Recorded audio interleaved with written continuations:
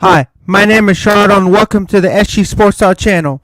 As the San Francisco Giants get the 8-2 win over the Oakland Athletics in Game 1 of the 2022 Babe Ruth Series, live from Oracle Park in beautiful San Francisco, California.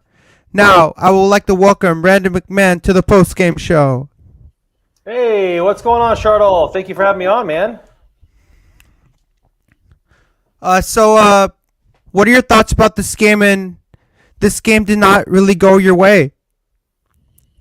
No, it didn't. It didn't go my way, but team was one for seven in scoring position, and if you look at the Giants, they were 4 for 7. They made the A's pay. I mean, Jeffries had 2 walks, only 3 Ks, and if you look at the Giants as a whole, second in the league in total ERA among their pitching staff, and they had 15 Ks today. So the A's were just not putting balls in play all game. And what was the reason? Is it just like, did they play hard enough or hard enough in this game? Just brought it?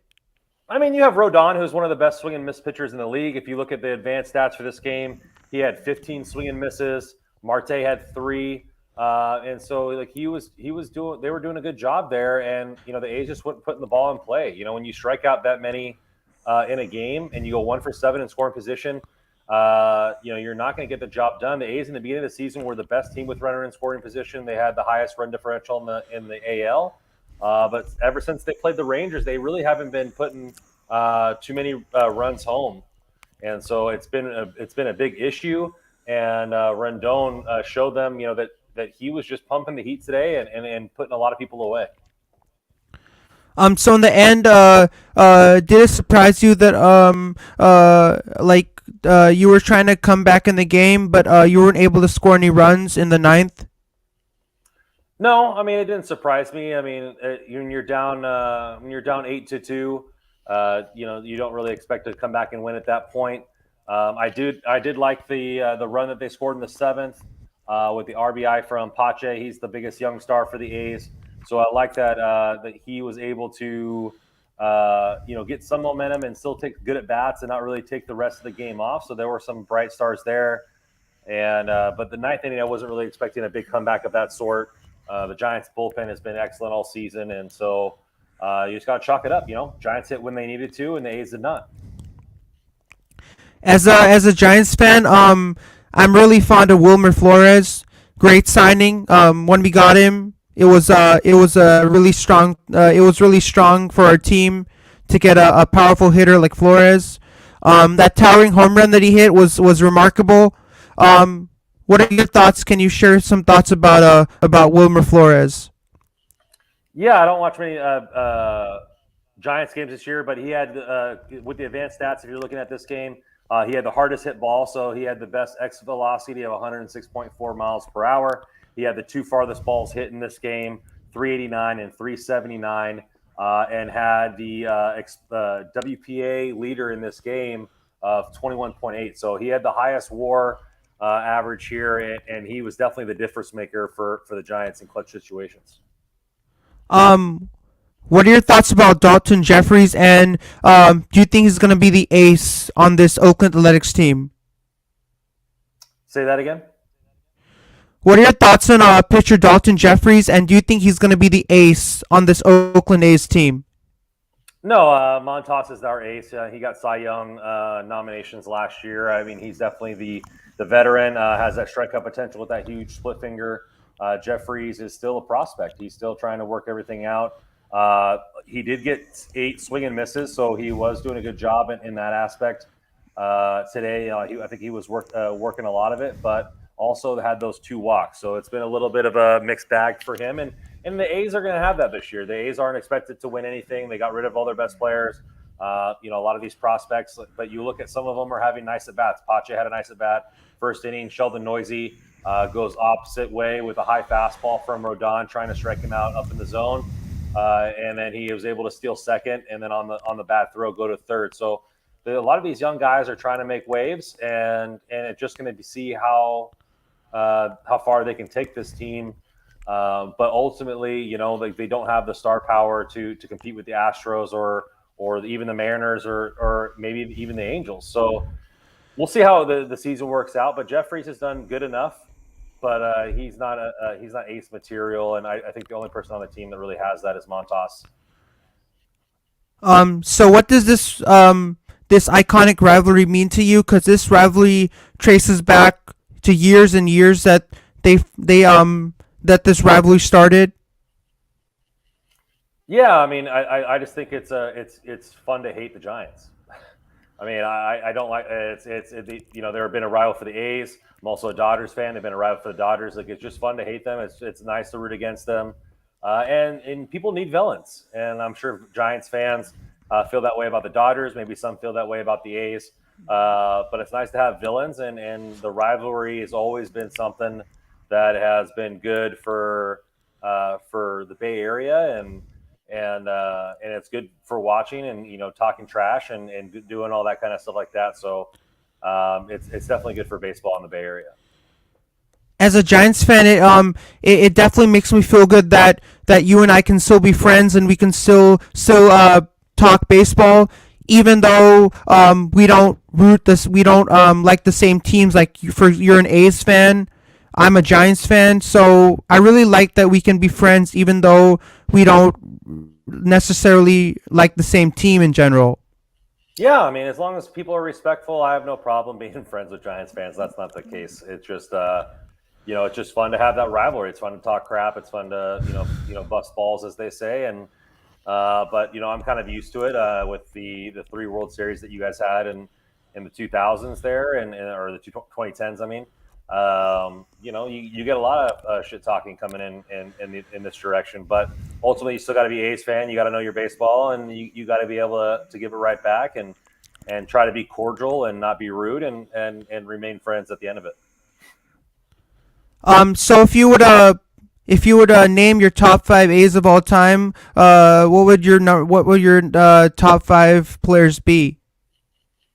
Yeah, you know, I mentioned this is that I really kind of gravitate towards people that I've seen or have at least witnessed, and you know, Ricky Henderson is probably my greatest A of all time, and then, you know, some of the other ones you're looking at.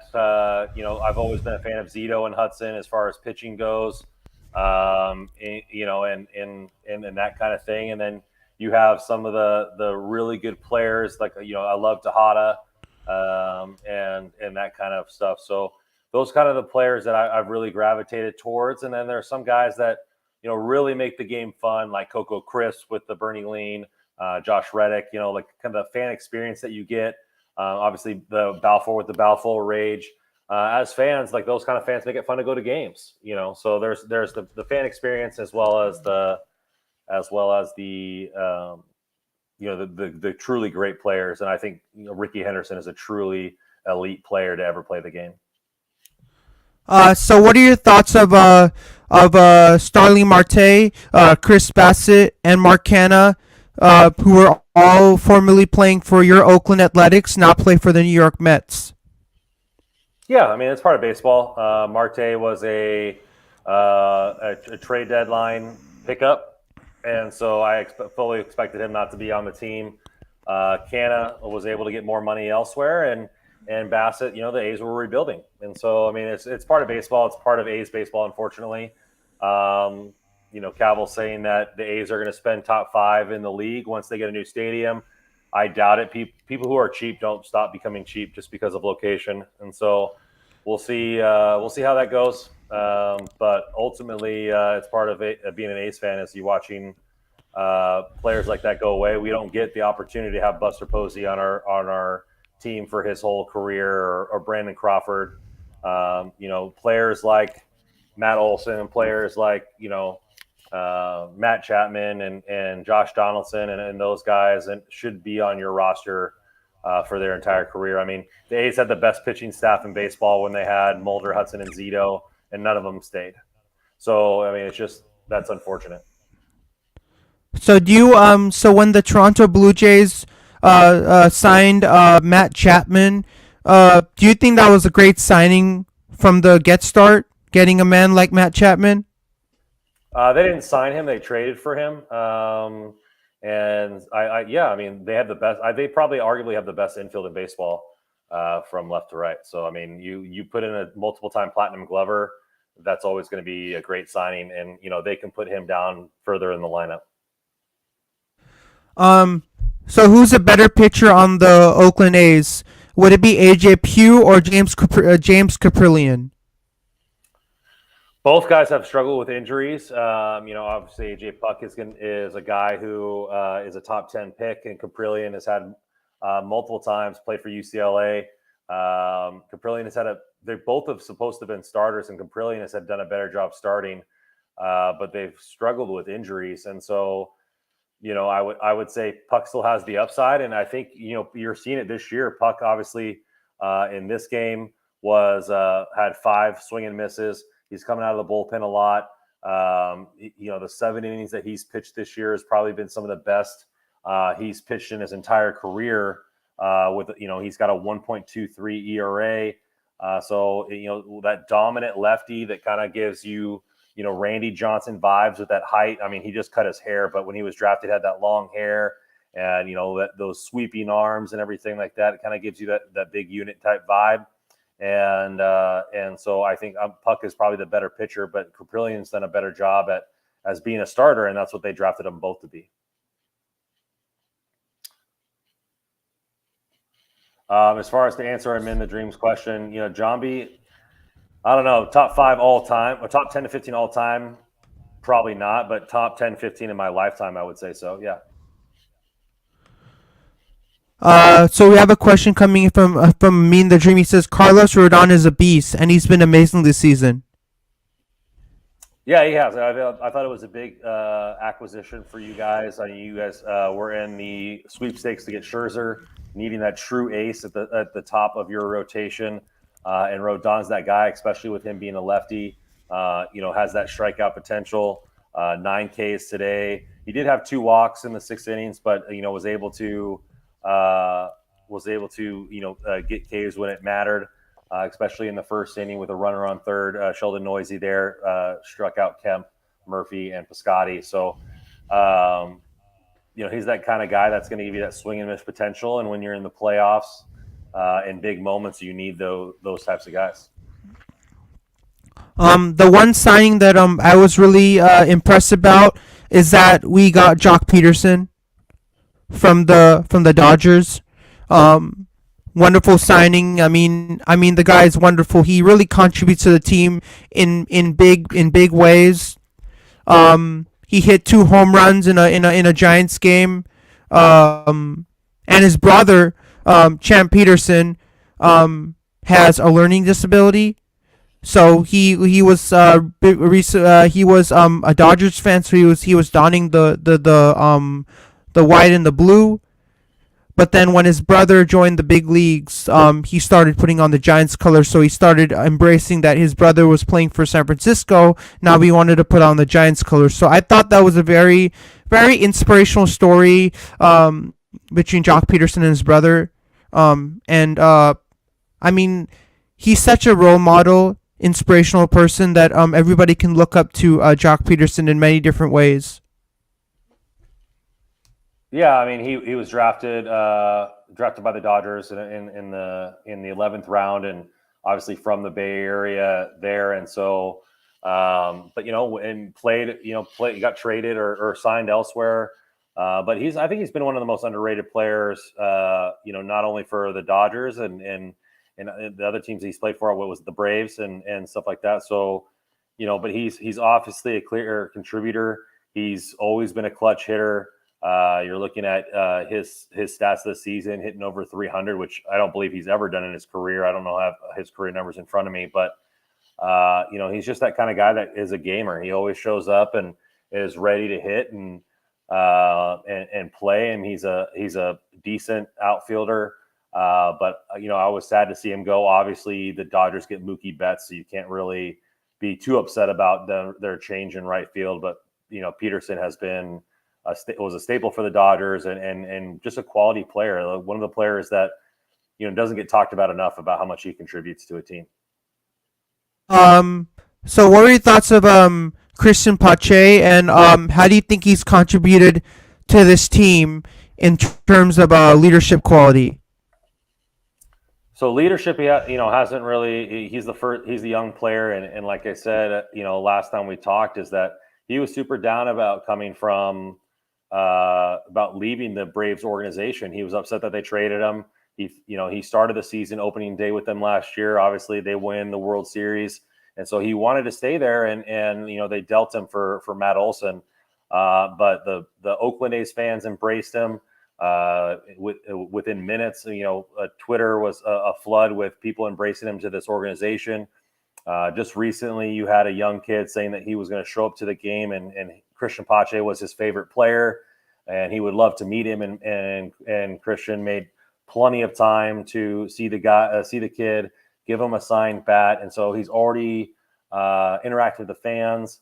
He's beloved by the fans, and he's doing a good job this year. I mean, ultimately, his raw stats aren't really what you would like to see. Only hitting 211, OPS is 570, but he's an A+ in the outfield, and he's come up with quite a few big hits as far as some home runs here, some key runs, sliding safe in one of the opening series. And so if he can just continue making contact, I think a lot of those hits will come. As you saw today, he had one of the longest hit balls at 368 and exit velocity of 103.3. So he's hitting the ball hard. He's one of the plus bats as far as that goes for Oakland all year. And I think he's just hitting his stride. And when we get Ramon Laureano back, we might have one of the best defensive outfields in baseball.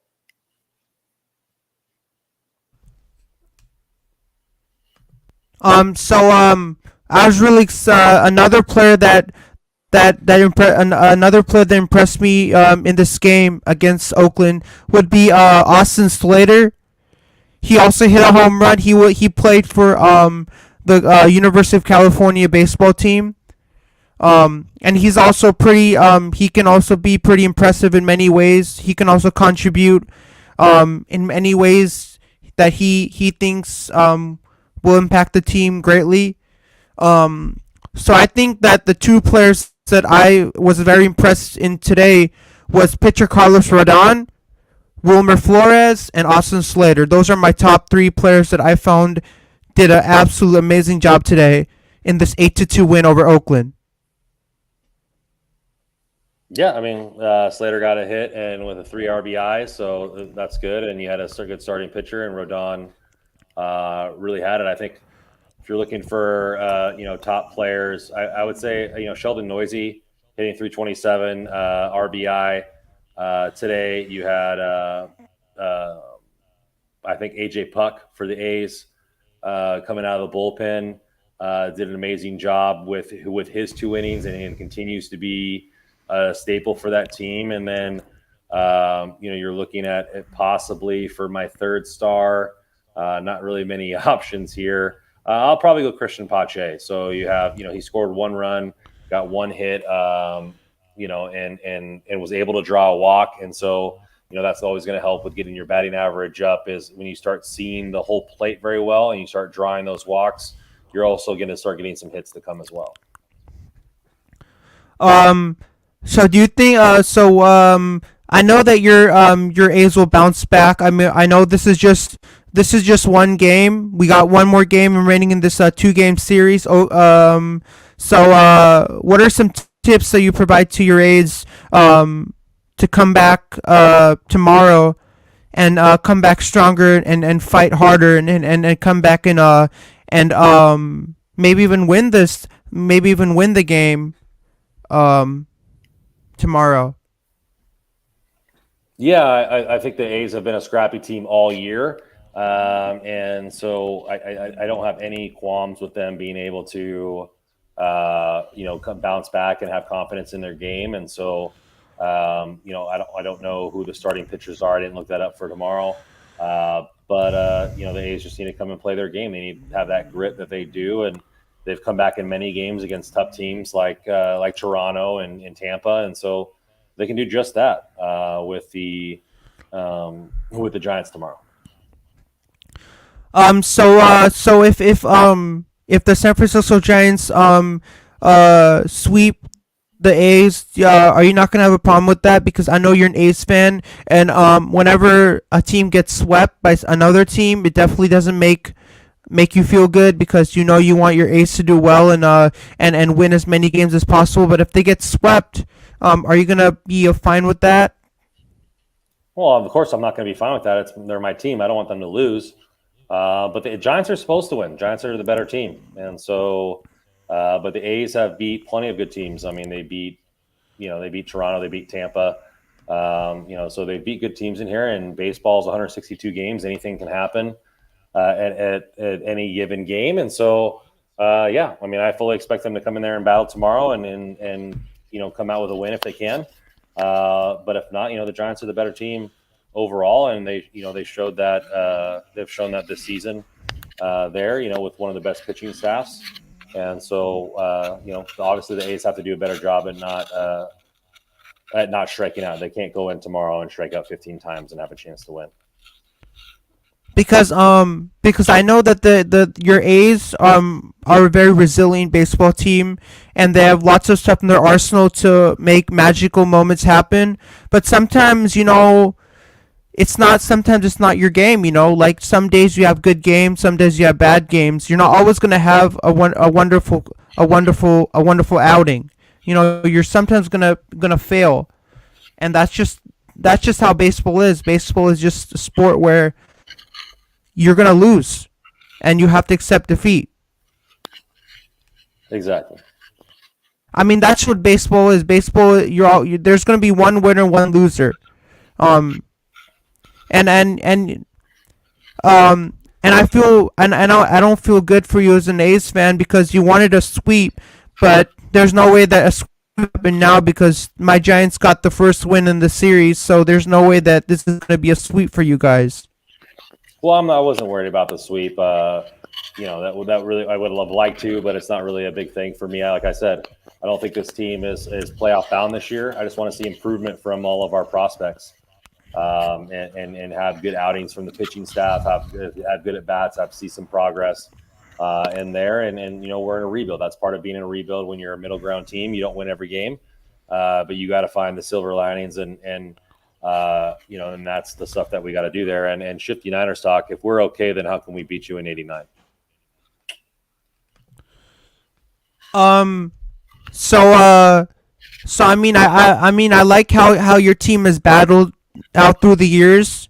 Um, through the thick and thin, your team wasn't doing so well, but they're starting to do a little better. They're starting to get their groove back.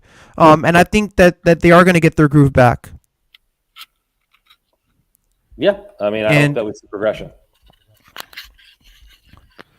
but uh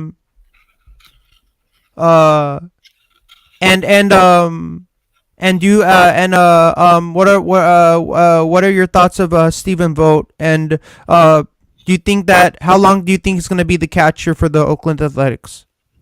He's not going to be the catcher for the Oakland Athletics. Sean Murphy's our catcher. They brought Vogt in as a veteran presence, but he's not even. He's the third string catcher on this team, and then our two best prospects are catchers. So I don't really see Vogt being anything, anything in there. And so it's pretty much going to be Murphy's game. Allen will get some stuff there, and then you'll have Langoliers and Soderstrom are the catchers of the future. So Shifty's 49ers talks is 89 fair enough. That was the last time the A's won a World Series, 33 years.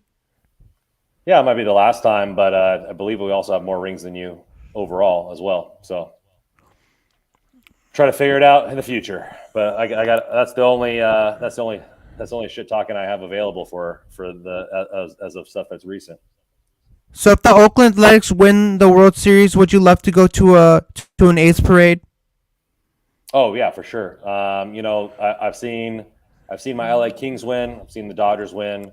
I was still waiting on. I mean, I was alive in '89, but 2 years old.